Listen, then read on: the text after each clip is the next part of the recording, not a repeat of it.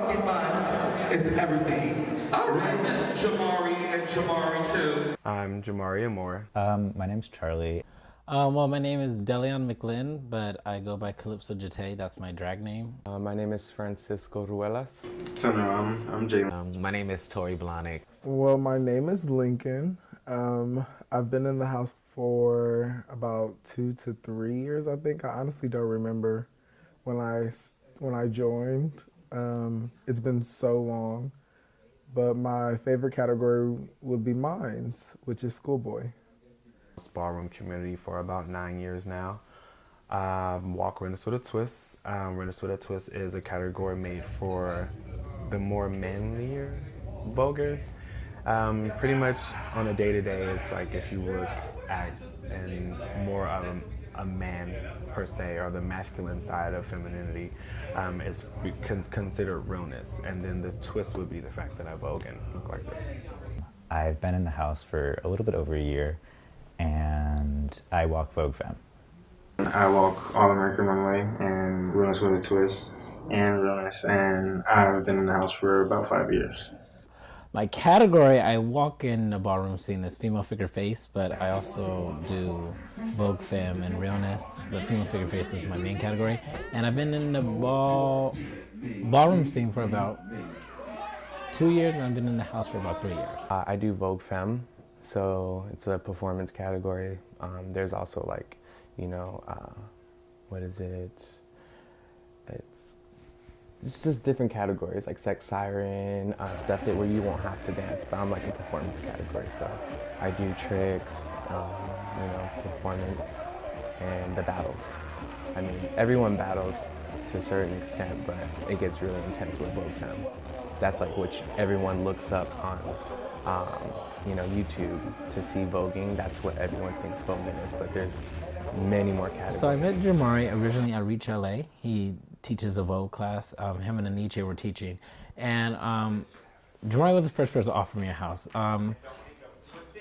The Revlons offered me to be in their house a while back. And I didn't know what a house was, so I was kind of like, oh, I don't know what this is. But like, I don't want to say nothing mean or nothing, but like, I don't know. I just felt like at that time it wasn't per se going towards me, and Jamari was a person who I thought was like pushing me and making me work for what I wanted. So I was like, I really like somebody pushing me to better my craft. And so when he offered me to join his house, I was like, oh, okay, let me go try it out. It's like before I was even a member, I was part of the family just by the nature of coming to all the workshops and like hanging out and doing performances with them. And it's like I really felt that closeness and that kinship, and that would remain regardless of house affiliation, and that I guess weirdly made me want to join more. Everyone opened up to me, so when I came around, it wasn't like there was any shade, and there could be a lot of shade in the Vogue scene.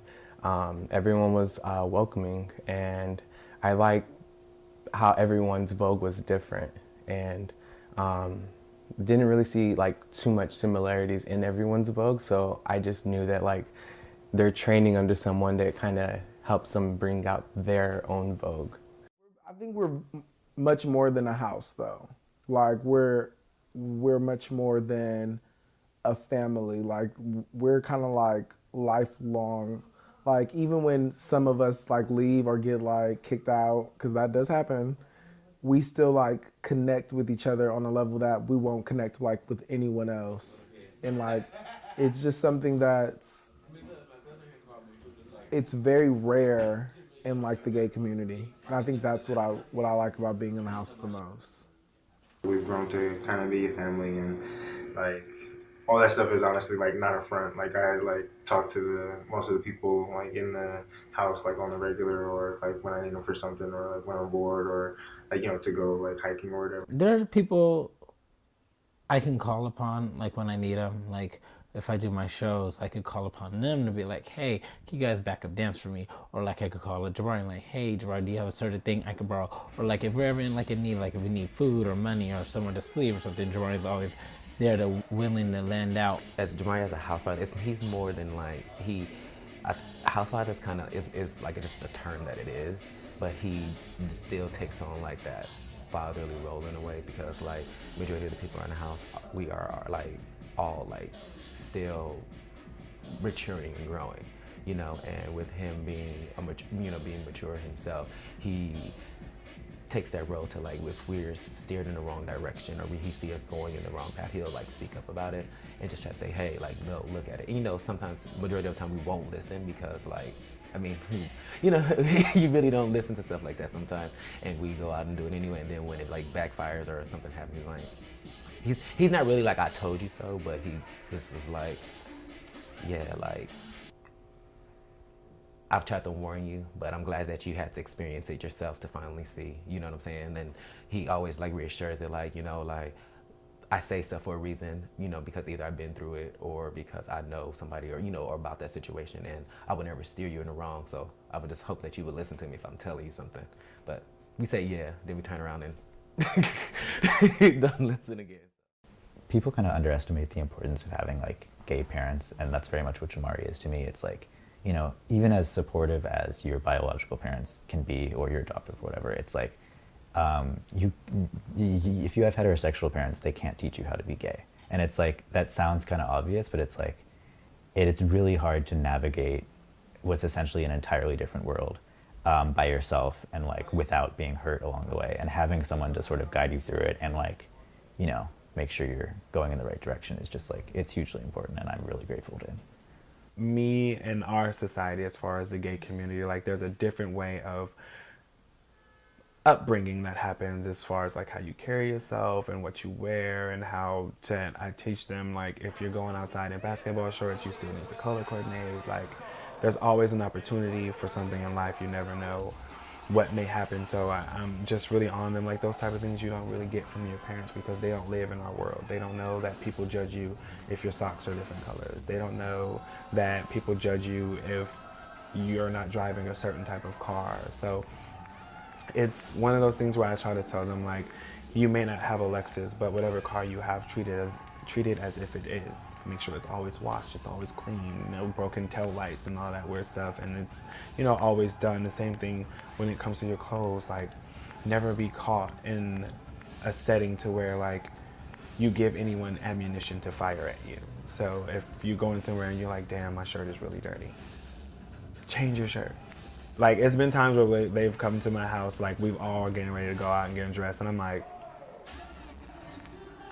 take that shirt off, go in my closet, pick this on, take those shoes off, pick this up, put this on. And for a long time, I really felt like I was picking them apart, but I had to sit them down and tell them, like, I don't change your outfit because I want you to look better. I change your outfit because I don't want anyone to have anything to say to you, because if they say it to you, I'm going to be the one that's going to have to fight back.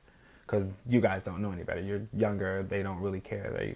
It's like when you have a kid and your mom was like, don't play in your school clothes because you're going to get your school clothes dirty. Go change your clothes. It's that same situation, but it's more so abrupt because it's coming from a peer and not an actual parent. But they listen and they take it. They're like, okay, whatever. It's getting to the point where now, like, when they see it, they're like, Dad's not going to let you leave the house looking like that. And I'm like, you damn straight. I consider him like a house father, and more so like a mentor, like somebody I can look up to and be like, hey, I can learn from. Because like since he's been deemed legendary, like in all his like technique and voguing and skill, like we've battled before, just like at like kiki balls, like play balls.